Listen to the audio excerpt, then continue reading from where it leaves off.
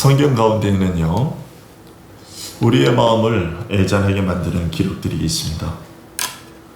못난 아비 사울과는 달리 믿음과 인자함이 뛰어났던 왕자 요나단의 죽음이나 주의 길을 예비했던 세례 요한이 악한 헤롯 왕에게 참수형을 당한 기록들은 마치 슬픈 TV 드라마를 볼 때 우리 자신도 모르게 아니 어쩌면 좋아, 너무 불쌍해, 너무 안타깝다, 이런 감탄사를 내뱉게 되는 것처럼 그런 기록들을 읽는 도중에 잠시 숨을 고르고 눈을 감게 만듭니다. 오늘 본문이 다루고 있는 기록 역시 그런 내용들 중에 하나라고 우리는 할 수 있겠습니다. 모세가 가나안 땅에 들어가지 못할 것이라는 답을 하나님께로부터 들었다는 이 기록은요, 신명기 34장의 모세의 죽음의 기록만큼이나 우리의 마음을 슬픔의 안개 속으로 끌어들입니다. 그리고 그 슬픔의 안개 속으로 끌려 들어갈 때 우리는 한 대상에게는 불만 섞인 마음을, 또 다른 한 대상에게는 미움과 분노의 마음을 품게 되죠. 마치 이런 거하고 같습니다. 좀 전에 말씀드렸던 것처럼 TV 드라마 볼 때 요즘에 아이들 말로는 빌런이라고 하는 그 악당, 사람의 마음을 막 이렇게 끊고 아니 저런 못된 녀석들이 있나, 이렇게 그런 마음을 품게 하는 대상이 있다는 것이죠. 그 두 대상이 누구이겠는가? 첫 번째 대상은 하나님이요, 두 번째는 이스라엘 백성들입니다. 하나님을 향해서는 왜 불만 섞인 마음을 품게 되는가? 이런 이유 때문이죠. 아니 모세가 얼마나 하나님을 위해 충성했는지 누구보다도 잘 아시는 하나님께서 어떻게 단 한 번의 실수를 했다고 모세를 가나안 땅에 들어가지 못하게 하시는가? 참 너무하시는 것 같다. 이런 불만을 우리에게 품게 되고요. 다음으로 이스라엘 백성들을 향해서는 이런 말을 하게 되죠. 어이 이스라엘 백성들이여, 모세가 가나안 땅에 들어갈 수 없게 된 것이 누구 때문인가? 바로 당신들 때문이 아닌가? 당신들이 가데스에서 마실 물을 구하지 못했을 때 모세를 향해서 당신들과 당신들의 가축을 다 죽이려고 한다면서, 이러려고 우리를 애굽에서 끌고 나왔느냐고 몹쓸 말을 하면서 모세에게 원망하고 그를 자극한 나머지 모세가 하도 어이가 없고 화가 나서 하나님의 명을 어기고 잡고 있던 그의 지팡이로 반석을 치게 만들지 않았는가? 모세가 한평생 하나님께 충성하고도 가나안에 들어가지 못한 것, 그것은 바로 당신들의 그 원망 때문이 아니든가? 당신들은 정말 나쁜 인간들이야. 이것이 오늘 본문의 사건을 볼 때 우리가 갖게 되는 생각이죠. 하지만 정작 이 일의 당사자인 모세는 우리와는 다른 생각으로 이 사건을 다루고 있습니다.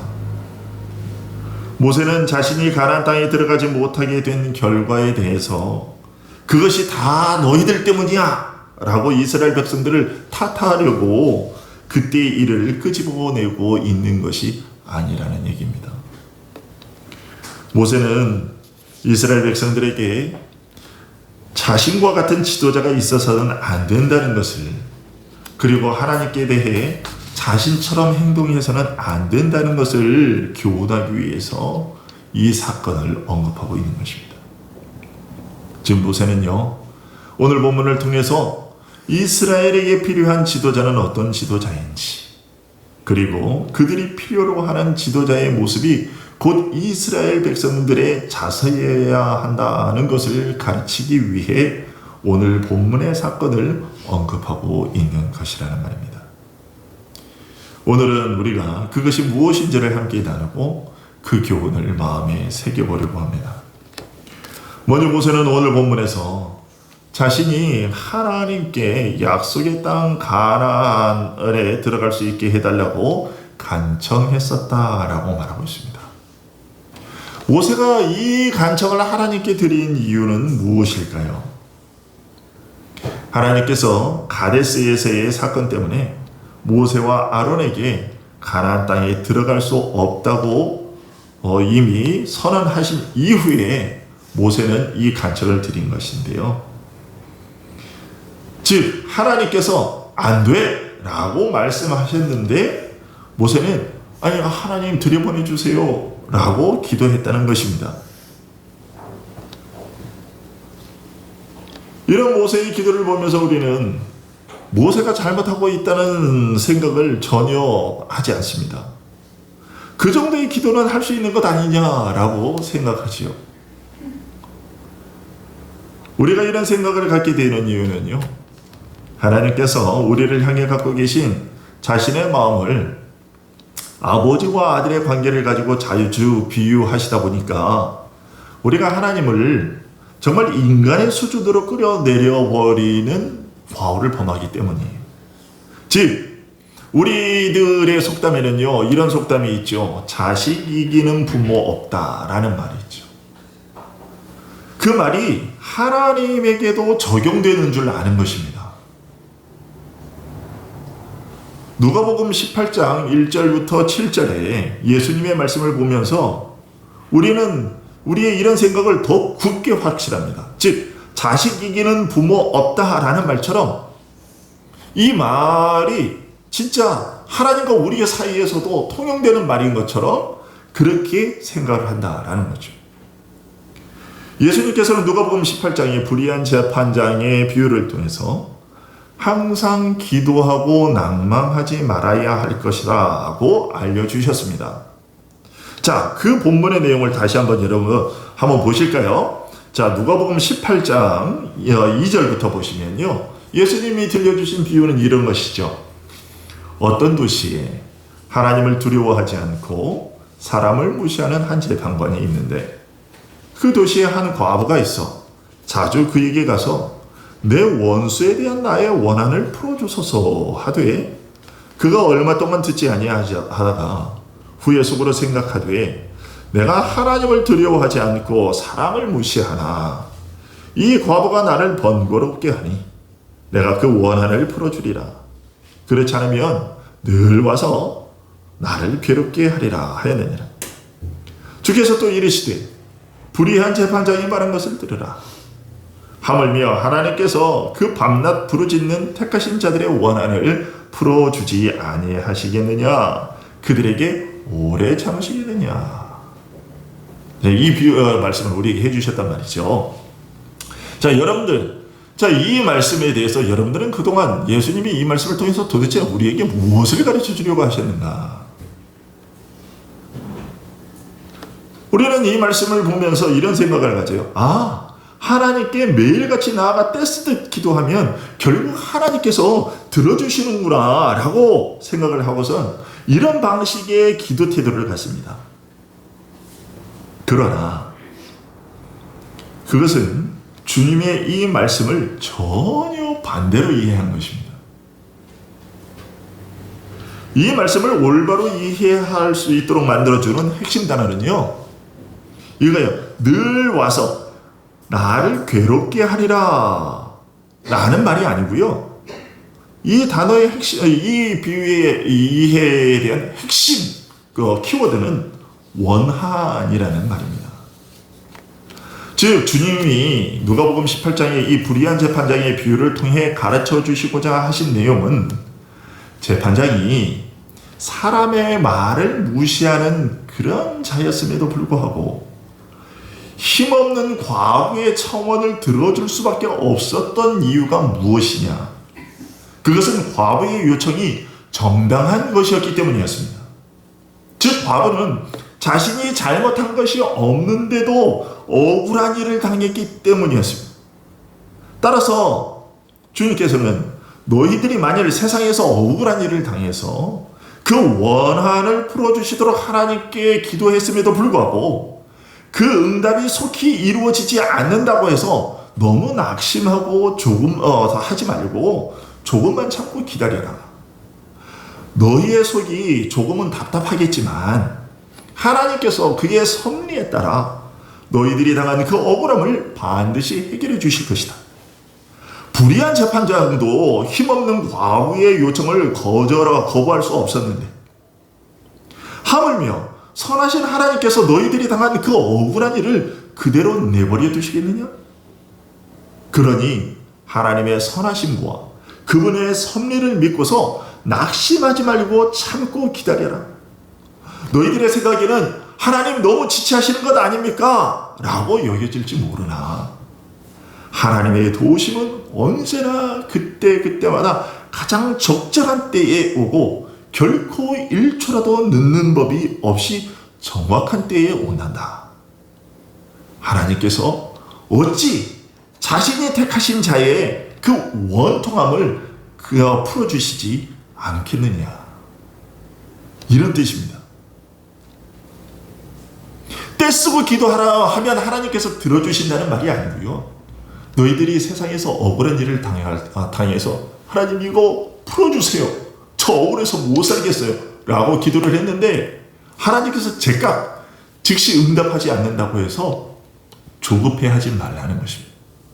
반드시 하나님께서 우리의 그 원통함을 풀어주실 것이다. 그런 얘기예요. 그런데 우리는 이 비유의 말씀을 잘못 이해해서 방금 말씀드린 것처럼 부지런히 기도하다 보면 하나님이 우리의 그 떼씀에 못 이겨서 들어주시는다라는 그런 말로 받아들인 거예요. 그러다 보니 모세가 오늘 본문에서 드렸다고 하는 그 기도처럼, 그러니까 하나님이 안 돼! 라고 했는데도 모세가 하나님 들여보내주세요! 라고 이 기도했다는 이 사실이 우리에게는 그저 그게 나쁜 행동이다 라는 이런 생각이 전혀 들지 않는다는 거예요. 오히려 그런 기도를 들어주시지 않은 하나님에 대해서 너무하시는 것 아니야? 라는 생각을 갖습니다. 하지만요, 그런 생각은 하나님을 불의한 재판장으로 만들어버리는 것입니다. 모세는 오늘 본문을 통해 너희들은 나처럼 행동하면 안 된다. 나처럼 하나님의 뜻을 거스르려고 해서는 안 된다라는 것을 알려주고 있는 거예요. 여러분들 신명기 처음 시작할 때 제가 이 신명기의 핵심적인 내용이 무엇이냐, 모세가 뭐 때문에 자기의 죽음을 불과 며칠 앞두지 않은 상태에서 이 신명기의 말씀을 하느냐에 대한 설명을, 그 배경을 말씀드렸어요. 그것은 무엇이었습니까?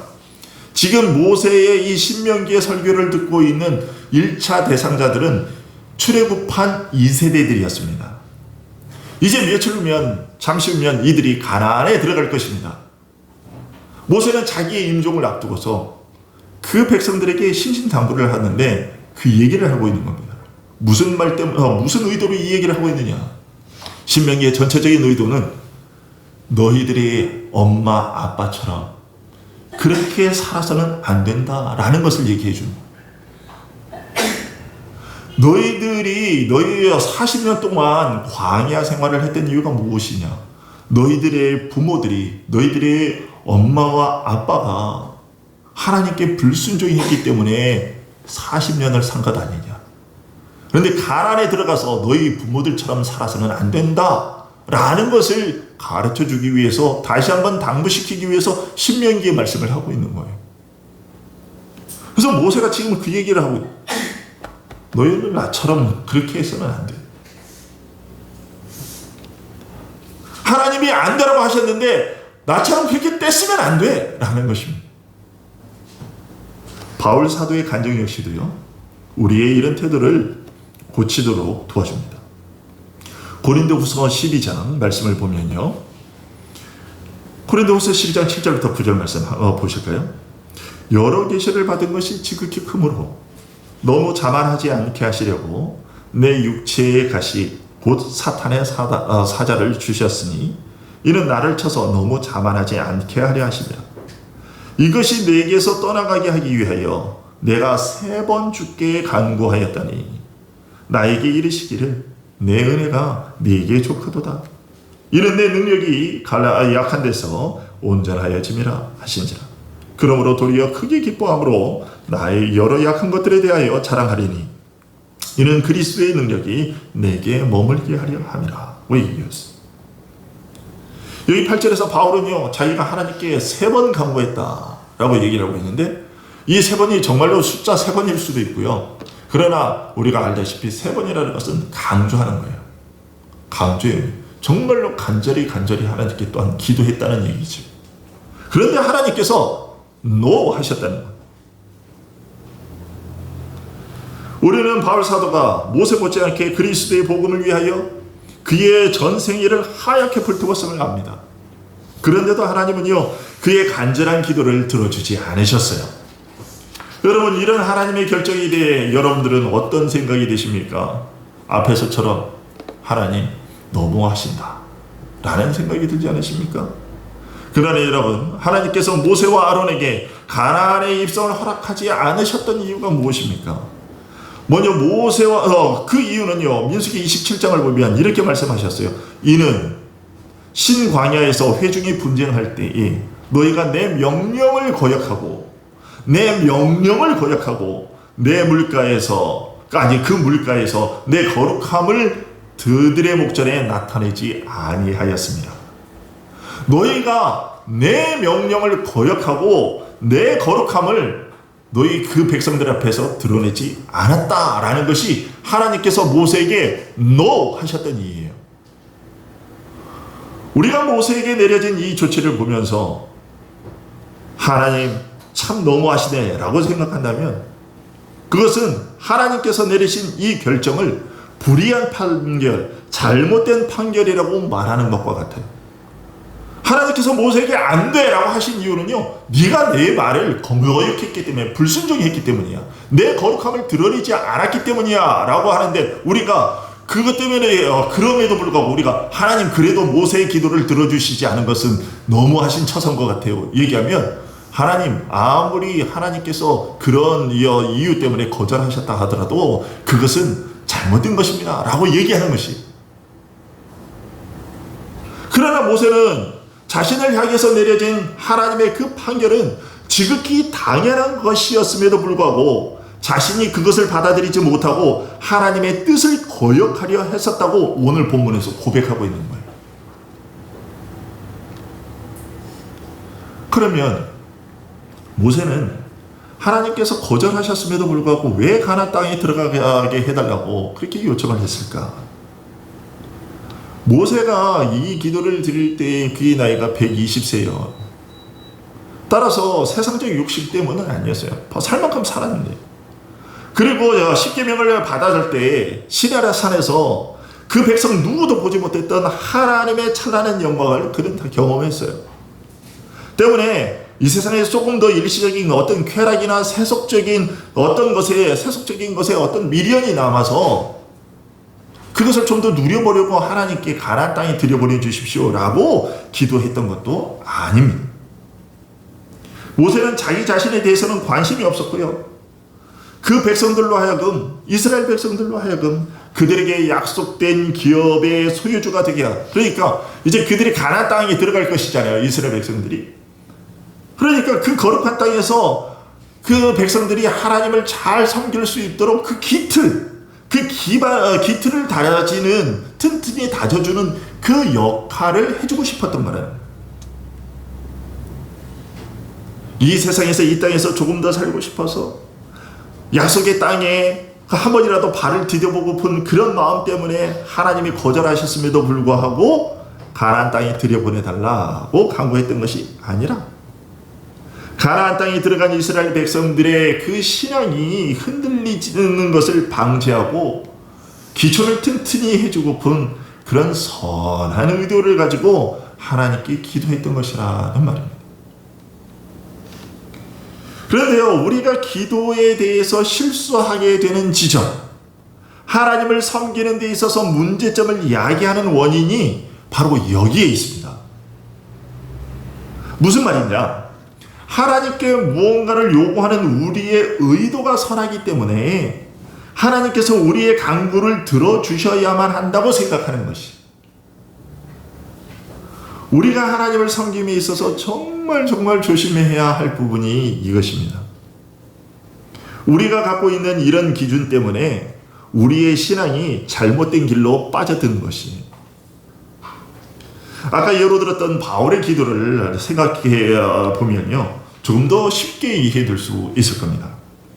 자, 우리는 바울이 자신의 생명을 내어놓고 복음을 전하는 수고를 하고 있는데, 그리고 그 복음 전파를 좀 더 잘해보려고 가시처럼 박혀있는 육체의 문제를 해결해 달라고 기도했던 것일 텐데 그런 기도를 들어주시지 않으시니 하나님도 참 너무하시네 라고 생각을 하는데, 하지만 바울 사도는 하나님의 그 거절하심에 대해서 이렇게 고백을 하고 있어요.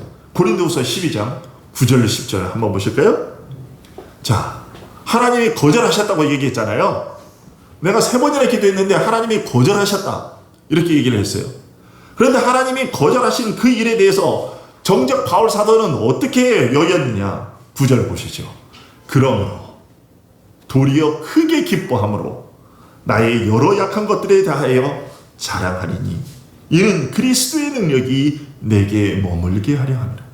그러므로 내가 그리스도를 위하여 약한 것들과 능욕과 궁핍과 박해와 공고를 기뻐하노니 이는 내가 약한 그때에 강함이라. 바울 사도는 하나님께서 자신의 기도를 거절하신 이유를 알게 되었습니다. 그 이유는 무엇이냐면 이는 내 능력 곧 하나님의 능력이 약한 데서 우리들의 약함을 통해서 더욱더 강력하게 증거가 된다라는 것을 알리시고, 또한 이는 그리스도의 능력이 내게, 즉 그의 백성인 성도들에게 예수 그리스도의 능력이 머물도록 하시기 위해서 오히려 바울 사도의 그 고난, 고통, 육체에 있는 가시를 제거해달라는 그 기도를 하나님께서 거절하셨다는 거예요. 바울은 자신이 갖고 있는 그 생각과 자신이 갖고 있었던 그 생각과 하나님의 생각이 다르다라는 것을 알았고, 하나님의 더 큰 목표가 있다는 것을 깨닫게 되고서는 기꺼이 자신의 생각을 접고 오히려 하나님의 결정, 하나님의 뜻을 기뻐했다라고 얘기를 하고 있어요. 바울이 하나님께 이것을 기도했던 이유는요, 좋은 의도였어요. 선한 의도였단 말이에요. 하나님, 제 몸에 이 불편함이 있어서요, 하나님이 저에게 맡겨주신 그 사명을 감당하는데 되게 힘들어요. 어려움이 있어요. 장애물처럼 느껴져요. 그러니까 하나님 요거 좀 제거해 주시면 제가 그리스도의 복음을 전하는데 훨씬 더 효율적이고 더 많이 일을 할 수 있을 것 같아요. 하나님 제거해 주세요. 그런데 하나님의 뜻은 그것이 아니었어요. 아니, 너는 그 가시를 그냥 안고 살아. 네가 그것을 안고 삶으로 그리스도의 능력이 오히려 너희들 가운데 머물게 될 것이고, 그리고 내 능력이 더욱더 세상 가운데 확연하게 드러나게 될 것이야. 그러니 너는 그 가시를 안고 살아. 이게 하나님의 뜻이었다는 거예요. 바울은 이걸 알고, 좋습니다. 하나님, 그게 하나님의 뜻이면 제가 기꺼이 기쁨으로 받아들이겠습니다 하고 기뻐했다라고 얘기를 하고 있는 것이죠. 여러분, 오늘 본문이 우리에게 가르쳐주고 있는 첫 번째 교훈이 이것입니다. 우리의 소원이 우리의 보기에는 말할 수 없이 선할지라도 하나님께서 그것을 좋아하지 않으시면 우리는 그것을 절제해야 한다라는 교훈을 얻는다라는 것입니다. 그렇게 하는 것이 우리의 목적이 되어야 한다는 얘기입니다. 아무리 생각해봐도 우리의 욕구에 악한 것이 전혀 있을 가능성이 전혀 없다 할지라도, 정말 내가 곰곰이 생각해보고 또 며칠, 한 달, 1년을 고민해봐도 내가 품고 있는 이 소원, 이것을 이루고자 하는 이것의 목적, 의도가 정말 하나님을 위한 거고 하나님의 영광이 될 거라고 생각하고 내 개인적인 욕심은 하나도 없다는 것이 정말 100%라 할지라도 하나님께서 우리의 욕구를, 나의 그 생각을 수정해야 한다고 하시면 우리는 내가 이루려고 하는, 내가 하고자 하는 그 일에 있어서 신중해져야 된다. 그렇다면 하물며 우리가 하나님께 대하여 선한 의도를 가지고 있을 때에도 그렇다면, 우리가 악한 짓의 유혹을 받을 때, 육신의 정욕의 넋을 잃게 될 때 얼마나 더 우리가 조심해야 되겠느냐. 그럴 땐 더욱더 물거품 같은 그런 계획을 세우지 않도록 조심해야 돼. 우리가 하나님의 허락을 받지 못하면 선한 것을 소원하는 것조차 율법에 어긋나게 되는 것이기 때문에 그런 일들은, 그런 태도는 우리들에게서 사라지도록 해야 한다라는 것입니다. 여러분, 지금까지 여러분 기도의 기초가 무엇이라고 생각해 오셨습니까? 많은 성도들이 기도의 기초는 누가복음 18장에 아까 들려드렸던 그 주님의 말씀을 잘못 오해한 나머지 기도의 기초는 낙타 무릎이라고 생각을 합니다. 즉 무릎이 낙타 무릎이 될 정도로 그렇게 굳은 살을 받고 그렇게 될 지경까지 하나님께 엎드리고 기도하고 떼쓰고 그여한 그 태도가 우리에게 가장 기도할 때 중요한 태도라고 생각을 하고서 지금까지 그 생각을 가지고 하나님께 매달려 왔어요. 그러나 기도의 기초는요, 떼쓰미 아니라, 떼쓰는 끈질김이 아니라 믿음입니다. 그리고 그 믿음이라는 것은 하나님께서 말씀하시는 것을 듣는 거예요. 자기 혼자의 확신이 아니라 하나님께서 말씀하시는 것을 듣는 것이 믿음이에요. 자기 혼자 멋대로 생각하고 믿습니다 하고 얘기하고 떼쓰는 것이 믿음이 아니라 하나님께서 무엇이라고 말씀하시든지 그 말씀하시는 것이 내 생각과 다르더라도 그것을 듣는 것, 하나님의 말씀을 듣는 것이 믿음의 기초이고 기도의 기초라는 것입니다. 우리가 기도를 드리려고 할 때는 이 가르침을 잘 지켜야 됩니다. 이것이 우리가 가져야 할 신앙의 가장 기본적인 자세입니다. 기도하겠습니다. 아버지 하나님, 오늘 모세는 자기가 하나님께 대하여 가나안 땅에 들여보내달라고 기도했던 그 일을 이스라엘 백성들에게 언급하고 있습니다. 하나님께서 안 돼라고 분명히 응답을 하셨는데도 불구하고 자기가 하나님께 가나안 땅에 들여보내달라고 기도했던 그 일이 잘못되었다는 것, 그러한 태도가 너희들에게 있어서는 안 된다는 것을, 너희들에게는 어떤 지도자가 있어야 하느냐? 하나님께서 안 되라고 하셨을 때 그 말에 순종하는 그러한 지도자가 필요하며 너희들 또한 그러한 자세로 살아가야 한다는 것을 가르치기 위해 자신의 잘못된 과오를 서슴없이 그의 백성들에게 다시 한번 일깨워 줬습니다. 하나님, 이 말씀을 우리가 마음에 새기고 우리의 선한 의도 이것과는 상관없이 하나님께서 무엇이라고 말씀하고 계시는지, 하나님의 뜻이 무엇인지를 먼저 드리려고 하는 믿음을 갖게 하시고 그 믿음에 기초하여 하나님께 간구하는 우리들 되게 하여 주시고, 우리의 바람이 아무리 선하고 하나님의 영광을 위한 그러한 진실된 마음이라 할지라도 그것이 하나님의 뜻과는, 하나님의 생각과는, 그 계획과는 다를 수 있다는 것을 우리가 사도 바울의 그 기도를 통해서 분명히 배우고 인식하여 하나님의 말씀을 먼저 듣는 우리들 되게 하시고 그 하나님의 뜻을 기뻐할 수 있는 우리들 될 수 있도록 도와주시옵소서. 예수 그리스도의 이름으로 기도합니다. 아멘.